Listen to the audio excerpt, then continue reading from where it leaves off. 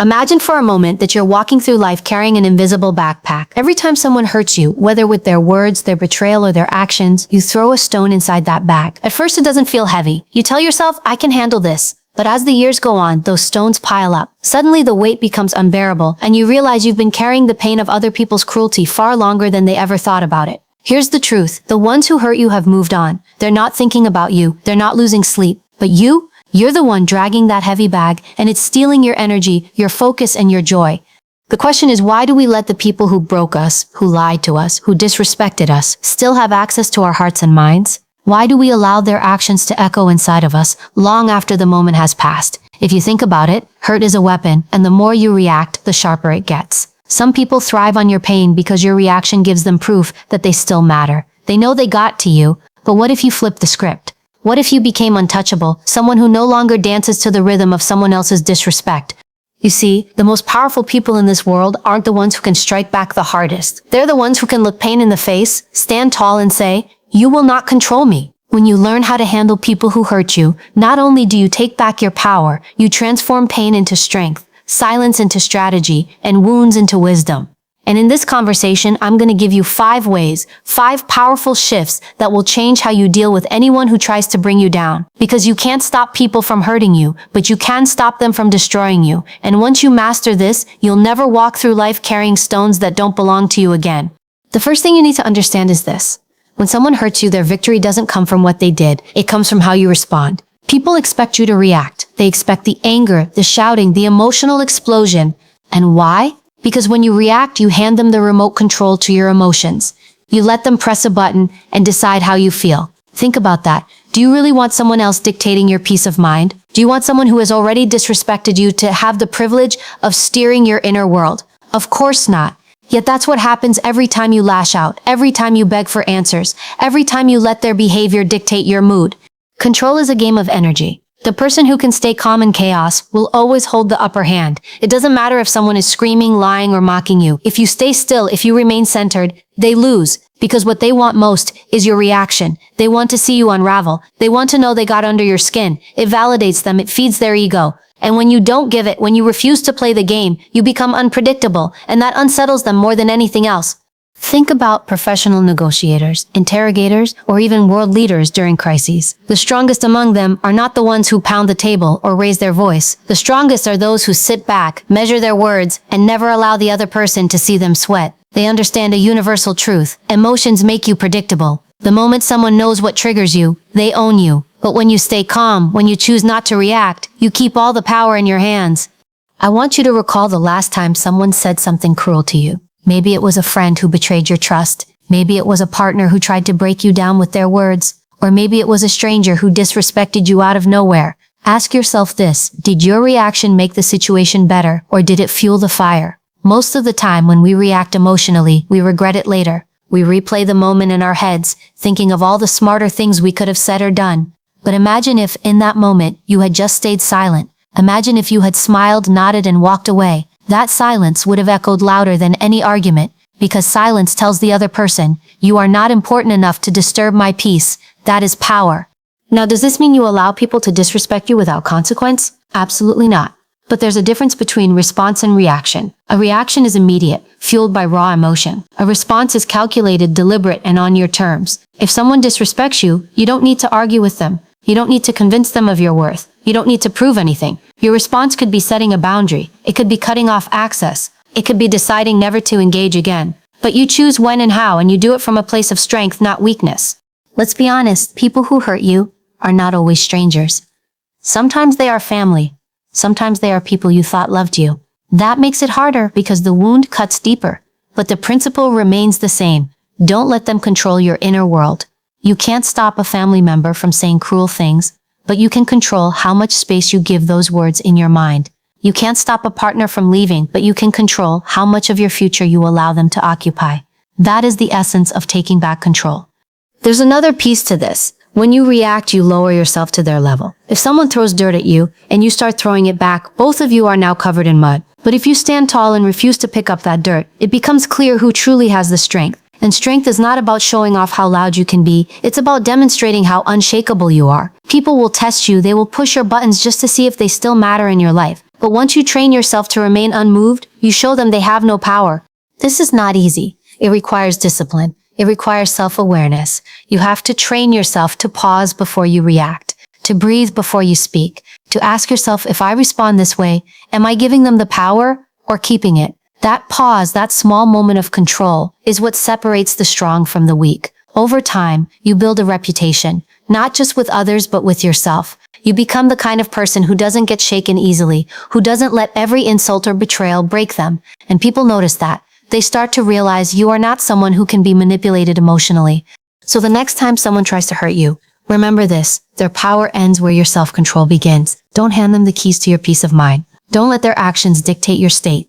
When you choose not to react, you've already won. Because the strongest move you can ever make is to stay calm when the world expects you to explode. That is how you take back control. Boundaries are not about shutting people out. They are about protecting the value of who you are. They are not walls but doors that you control. Yet so many people hesitate to set them because they are afraid of looking selfish, of being judged, or of losing someone they care about. And that fear is exactly why they get walked on, disrespected, and taken advantage of. Let me tell you something. If you don't set boundaries, other people will set them for you. And I promise you, their version of your life will never prioritize your well-being. Think of your life as a house. You wouldn't leave your front door wide open for anyone to wander in, eat your food, sit on your couch, and leave a mess behind. But that's exactly what happens when you live without boundaries. People walk in uninvited. They take what they want, your time, your energy, your attention, and leave you exhausted. A house without doors is chaos. A life without boundaries is misery. You teach people how to treat you by what you allow. If you allow constant disrespect, it becomes the standard. If you allow people to cross lines without consequence, they will keep doing it. Boundaries are your way of saying, this is who I am, and this is how I expect to be treated. Now here's the part that makes most people uncomfortable. Boundaries don't require explanation. You don't owe anyone a long speech about why you don't answer the phone after midnight, why you won't tolerate toxic behavior, or why you're saying no to something. Boundaries are not requests. They are standards. And standards don't need justification. The moment you over-explain, you open the door for negotiation, and boundaries are not negotiable. When you say no, it means no. When you decide someone no longer has access to you, that's final. Stop apologizing for protecting yourself. The people who get upset when you set boundaries are usually the ones who benefited from you having none. They liked it when you always said yes. They liked it when you sacrificed your time, your peace, and your happiness for them. So when you finally draw a line, they resist. They'll call you selfish. They'll say you've changed. And you know what? Good, you're supposed to change. Growth demands it. Self-respect demands it. Don't let guilt trick you into believing that prioritizing yourself is wrong. If protecting your peace makes you selfish, then be selfish unapologetically, because the alternative is a life where you constantly betray yourself to keep others comfortable. Setting boundaries is not just about saying no to others. It's also about saying yes to yourself. When you decide that your time is valuable, you stop giving it to people who waste it. When you decide that your mental health matters, you stop entertaining conversations that drain you. When you decide that you deserve respect, you stop staying in environments where you are belittled. Every no to someone else becomes a yes to your own well-being. And that is how you reclaim ownership of your life.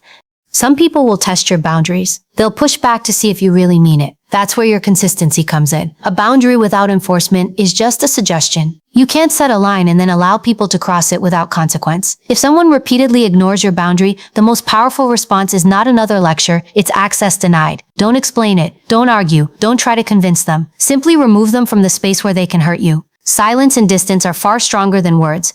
Think about how much stronger you would feel if you stopped apologizing for protecting yourself. How much peace would you gain if you stopped tolerating people who drain your energy? The truth is, boundaries filter out the wrong people. The ones who truly respect and value you will honor your limits. The ones who don't were never meant to stay.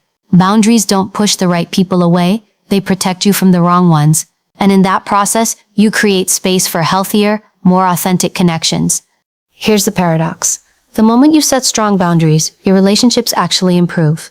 Not because people suddenly become perfect, but because you've clarified the rules of engagement. You've created a standard that says, this is the level of respect required to be in my life. The people who love you will rise to that standard, and if they don't, they'll fall away. And that's a blessing in disguise.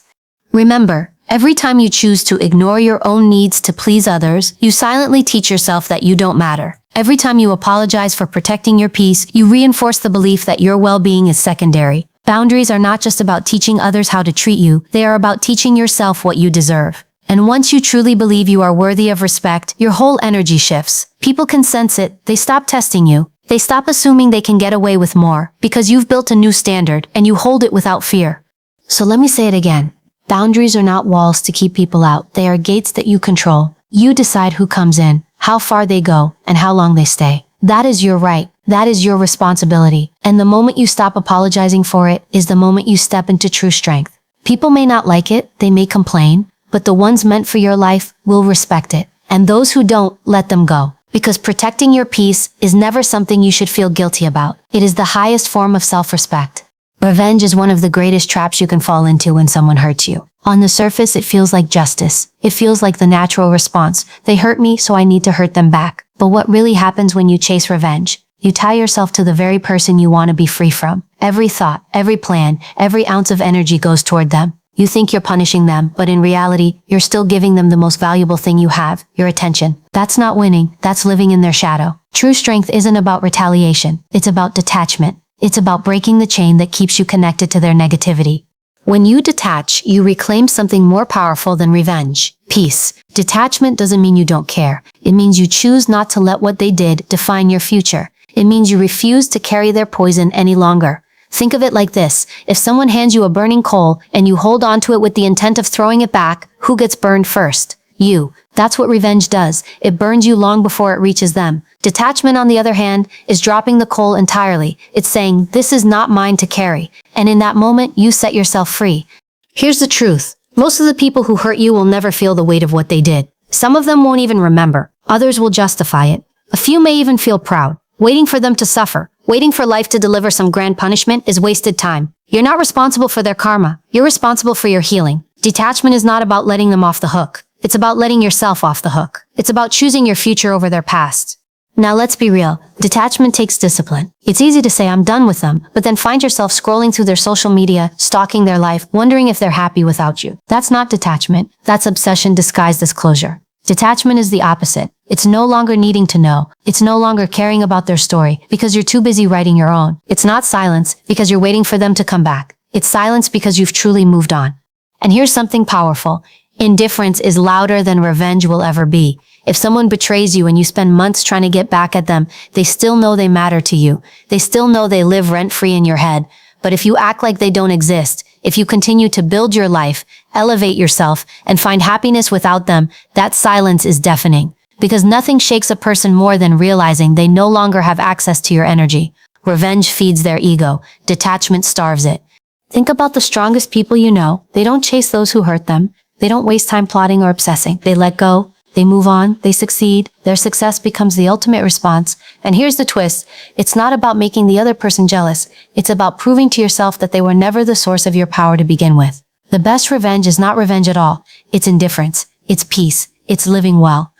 Let me give you an example. Imagine someone betrays you in business. They lie, they take advantage, they leave you in ruins. You have two choices. One, spend the next 5 years of your life plotting to destroy them. Maybe you succeed, maybe you don't. But during those 5 years, where was your focus? On them. They controlled your direction. Or two, detach. Learn from the betrayal, build yourself back up. Create something so strong, so unshakable, that their betrayal becomes a footnote in your story. Which outcome feels like true victory? The one where you win, not because they lost, but because you rose above it. The hardest part of detachment is the ego. Your ego screams, they can't get away with this. But listen closely, walking away doesn't mean they got away with it. It means they no longer matter. It means you've chosen to stop feeding their importance. Detachment is not weakness, it's restraint. It takes far more power to let go than to fight endlessly with ghosts of the past. Detachment also protects your future. If you spend all your energy chasing revenge, you carry bitterness into your next chapter. That bitterness seeps into new relationships, new opportunities, new beginnings. Suddenly you sabotage yourself without realizing it. But when you detach, you step into the next season of your life with clarity, not baggage. You walk into new opportunities free, unshackled, ready to give your best without dragging the weight of old wounds. And here's the most liberating truth. You don't need revenge because life has its own way of balancing things out. People who harm others carry their own storms. Even if you don't see it, their battles will come. But you don't need to sit around waiting. That's not your responsibility. Your job is to keep your energy aligned with growth, strength, and peace. Your job is to focus on building, not breaking. So when someone hurts you, resist the temptation to fight fire with fire. Remember, you don't need to win in their game. You need to rise above it. Detachment is not about coldness, it's about clarity. It's saying, I choose myself, I choose my peace, I choose my future. That choice is the ultimate power move. Because while revenge ties you to them, detachment frees you forever. And there is nothing more unshakable than a person who no longer needs revenge to feel complete. Pain is one of the greatest teachers you will ever have. It is raw, it is uncomfortable, and it demands to be felt. Most people try to run from it, numb it, or pretend it doesn't exist. They bury it under distractions, toxic relationships, or temporary escapes. But here's the truth. Pain doesn't go away just because you ignore it. It waits, it lingers, and if you don't face it, it festers. Yet inside that same pain lies the seed of your greatest power. The very thing that broke you has the potential to build you if you choose to use it. Think about your hardest moments. The heartbreak that shattered you. The betrayal you never saw coming. The loss that felt unbearable. At the time, it felt like the end. You thought, I'll never recover from this. But here you are. You survived. And not only did you survive, you gained something from it: perspective, strength, wisdom, or resilience. You may not have wanted the pain, but it shaped you. It revealed what you could handle. It exposed what needed to change. It forced you to grow in ways comfort never could. That's the paradox. Comfort never transforms you, but pain always does. When someone hurts you, you have two choices. You can let the pain define you, or you can let it refine you. If you let it define you, you carry it like a label. Abandoned, betrayed, unworthy, broken. You walk into every new chapter, dragging that identity, and it colors everything you do. But if you let it refine you, the pain becomes fuel. It sharpens your vision. It hardens your resolve. It awakens a strength you didn't even know you had. That's what it means to turn pain into power. You stop seeing it as punishment, and you start seeing it as preparation. Every powerful person you admire has a story of pain. They didn't just wake up strong one morning. They were forged in fire. They were tested, and instead of folding, they allowed their pain to become the very thing that pushed them toward greatness. Look at history. Look at leaders. Look at survivors. Behind every success is a story of someone who chose not to stay down when life knocked them flat. Their power was born in pain, and if they can use theirs, so can you. Here's the shift. Stop asking, why did this happen to me? And start asking, what is this trying to teach me? That one question changes everything. Pain always carries a lesson. Maybe it's teaching you to stop giving your trust so easily. Maybe it's teaching you that you're stronger than you think. Maybe it's pushing you to leave behind what no longer serves you. Pain is a mirror. It shows you where you need to grow, what you need to release, and what boundaries you must set. But you only see the lesson if you're willing to look at it, instead of avoiding it. And here's the powerful part. When you channel pain correctly, it gives you drive that nothing else can. Think about people who have turned heartbreak into art, loss into purpose, failure into innovation. Some of the most beautiful songs, books, and creations were born from suffering. Some of the most successful businesses were started after someone lost everything. Pain creates a fire inside you that can push you farther than comfort ever could. Comfort whispers, you're fine where you are. Pain screams, you can't stay here anymore. That scream is often what wakes people up and pushes them into action. But this transformation doesn't happen automatically. Pain will either destroy you or develop you. The difference lies in your perspective. If you sit in victimhood, if you replay the hurt over and over, if you let bitterness consume you, the pain rots. It drains your spirit. But if you decide, I will not let this break me, I will use this to build me, then pain becomes power. And the beautiful thing is, once you've turned pain into strength, no one can take that from you. They can hurt you again, yes, but they can never undo the resilience you've already built. Let's make it practical. When you're hurt, instead of asking, how do I get rid of this pain? Ask, how can I use it? Use heartbreak to fuel self-improvement. Become stronger, wiser, healthier, more confident. Use betrayal as motivation to rise so high that those who doubted you can't even reach you. Use rejection as redirection towards something better, towards something meant for you. Every sting, every wound, every scar can be converted into something valuable if you refuse to waste it.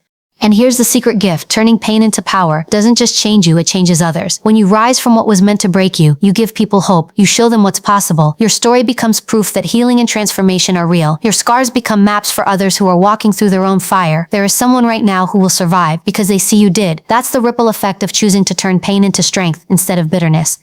The next time you're hurt, remember this. Pain is inevitable, but suffering is optional.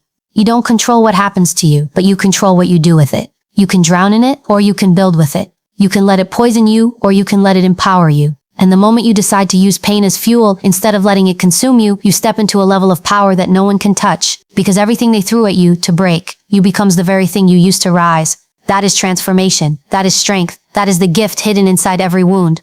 Forgiveness is one of the hardest choices you will ever face after being hurt. Your pride resists it. Your anger rejects it. Your wounds scream that the last thing you should ever do is let go. And yet forgiveness is not really about the person who wronged you. It's about you. It's about refusing to let their actions poison your heart any longer.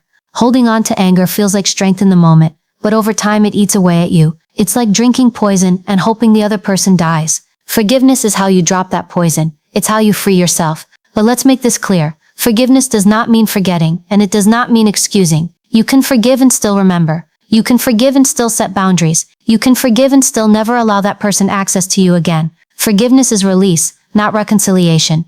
People often misunderstand forgiveness. They think it's about saying what you did was okay. No. Forgiveness is saying what you did was wrong, but I refuse to carry the weight of it anymore. It's the conscious choice to unclench your fist and let go of the pain, not for them, but for yourself. Because as long as you hold on to bitterness, they still have a hold on you. You may never get an apology. You may never get closure. You may never hear the words you deserve, but waiting for that is giving them too much power. Forgiveness is deciding you don't need it. You give yourself the closure.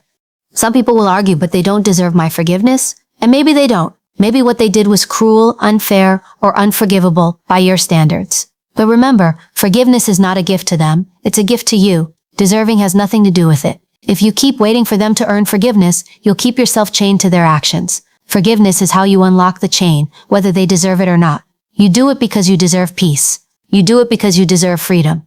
And here's where forgetting comes in. You don't have to erase the memory. In fact, you shouldn't. Forgetting allows history to repeat itself. Remembering is what protects you from being hurt the same way twice. Remembering is how you recognize patterns, how you enforce boundaries, how you learn. Forgiveness without forgetting is wisdom. It's looking back and saying, I release the pain, but I hold on to the lesson. Every hurt has a lesson attached to it, and if you forget the pain completely, you risk losing the growth it brought you.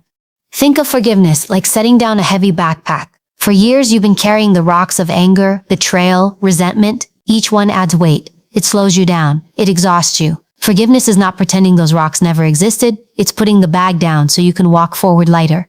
The memories may remain, but the burden no longer does. And that's what gives you strength. Because nothing drains your energy more than bitterness. It seeps into your words, your relationships, your future. Forgiveness cuts that tie. It says, I will not let what you did continue to control me. Sometimes the hardest person to forgive is yourself. You replay the moment and think, how could I have been so blind? How could I have allowed this to happen? Why didn't I see the signs? You punish yourself long after the event is over. But you must understand, self-forgiveness is just as important. You did the best you could with the knowledge you had at the time. Beating yourself up doesn't rewrite the past. It only delays your healing. When you forgive yourself, you free yourself from shame and allow growth to take root.